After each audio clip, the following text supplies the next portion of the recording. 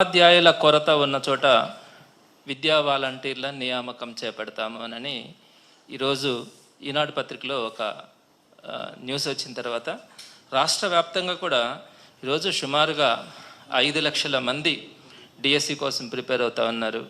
20 లక్షల మంది వరకు నిరుద్యోగులు ఉద్యోగాల కోసం వెయిట్ చేస్తూ ఉన్నారు.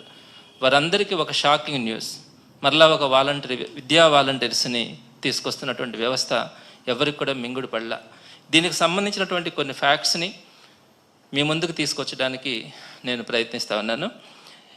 ప్రధానంగా జగన్మోహన్ రెడ్డి గారి ప్రభుత్వంలో పిల్లలు మంచి విద్యావంతులైతే వారికి నాణ్యతతో కూడినటువంటి ఒక మంచి విద్యను కనుక అందిస్తే సమాజంలో పేదరికం పోతుంది అని జగన్మోహన్ రెడ్డి గారు భావించారు. ఆ కారణంగానే సుమారుగా జీతాల ఖర్చు కాకుండానే సుమారుగా 73,417 కోట్ల రూపాయలు ఖర్చు పెట్టి విద్యా సంస్కరణలను తీసుకొని వచ్చి ఈరోజు ఆంధ్ర రాష్ట్రంలో ఉన్నటువంటి ప్రభుత్వ బడులను ప్రపంచ స్థాయిలో తీసుకెళ్ళినటువంటి ఘనత జగన్మోహన్ రెడ్డి గారిది. అదే చంద్రబాబు నాయుడు గారు మొట్టమొదటి నుంచి కూడా ఆయన ముఖ్యమంత్రిగా మొట్టమొదటి ప్రమాణ స్వీకారం చేసిన రోజు నుంచి కూడా ఆయన తీసుకుంటున్నటువంటి విధానాలు ఎలా ఉన్నాయంటే, చాలా సందర్భాల్లో కూడా మనం విన్నాం, విద్య ప్రభుత్వ బాధ్యత కాదు, అది ప్రైవేటు భాగస్వామ్యంతోనే సాధ్యమవుతుంది అని చంద్రబాబు నాయుడు గారు చాలా సందర్భాల్లో కూడా మాట్లాడున్నారు. అదేవిధంగా ఈరోజు కూడా ఆయన అదే పద్ధతిని కొనసాగిస్తూ ఉన్నారు. సో దీనికి సంబంధించినటువంటి కొన్ని ముఖ్యమైన విషయాల్ని, కొన్ని వాస్తవాల్ని ప్రజలకు తెలియచేయాల్సిన అవసరం కూడా ఉంది. ఎందుకంటే చంద్రబాబు గారు ఎంత పచ్చిగా ఉద్యోగస్తులను కానీ అన్ని వర్గాలని కూడా దగా చేస్తున్నారన్నది వాస్తవాలు ప్రజలు తెలుసుకోవాలి. సూపర్ 6 హామీలు అని చెప్పి ఈరోజు పేద ప్రజలందరినీ సుమారుగా 1.40 లక్షల కుటుంబాలు అన్నింటినీ కూడా రోడ్డును పడేసినటువంటి చరిత్ర. అదేవిధంగా వ్యాపారస్తులు కానీ, ఉద్యోగస్తులు కానీ, అలానే నిరుద్యోగులు కానీ వీరందరూ కూడా ఎంతో ఆశపడ్డారు. కొత్త ప్రభుత్వం వచ్చిన తర్వాత 20 లక్షల ఉద్యోగాలు తీసుకొని వస్తారని, అలానే నిరుద్యోగ భృతి తీసుకొని వస్తారని చాలామంది ఆశించారు. అయితే దీనికి సంబంధించి మొట్టమొదటిగా జూన్ 14వ తేదీన ఆయన మొట్టమొదటి సంతకం, సీఎంగా బాధ్యతలు చేపట్టిన వెంటనే మెగా డిఎస్సిపై చంద్రబాబు తొలి సంతకం 16,347 ప్రభుత్వ ఉద్యోగాలతో ఆయన మొట్టమొదటి సంతకం చేసినారని చాలా ఆర్భాటంగా ఇప్పటికి కూడా ప్రకటించుకుంటా ఉన్నారు. ఈ మొట్టమొదటి సంతకాన్ని దేనికైనా ఒక విలువ ఉండాలి.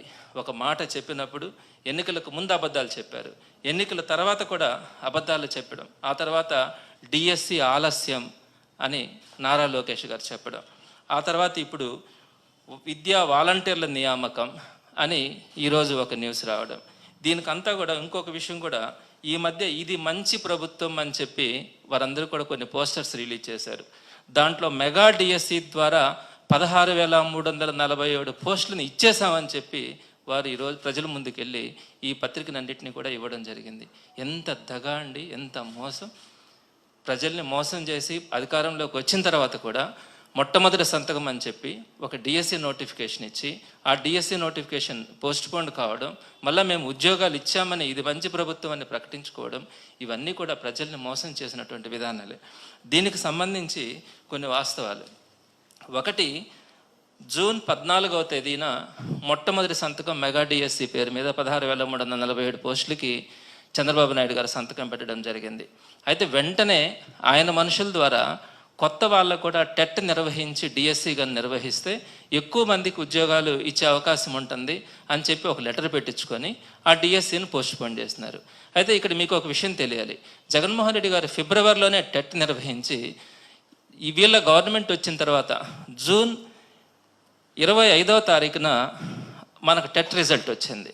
జూన్ 25న టెట్ రిజల్ట్ వస్తే జూన్ 14న డిఎస్సి నోటిఫికేషన్ ఇస్తానని, మరొక్క టెట్ నిర్వహించాలని ఈ డిఎస్సిని ఆయన రద్దు చేసి పోస్ట్పోన్ చేసినారు. అది ఎంతవరకు సమంజసం?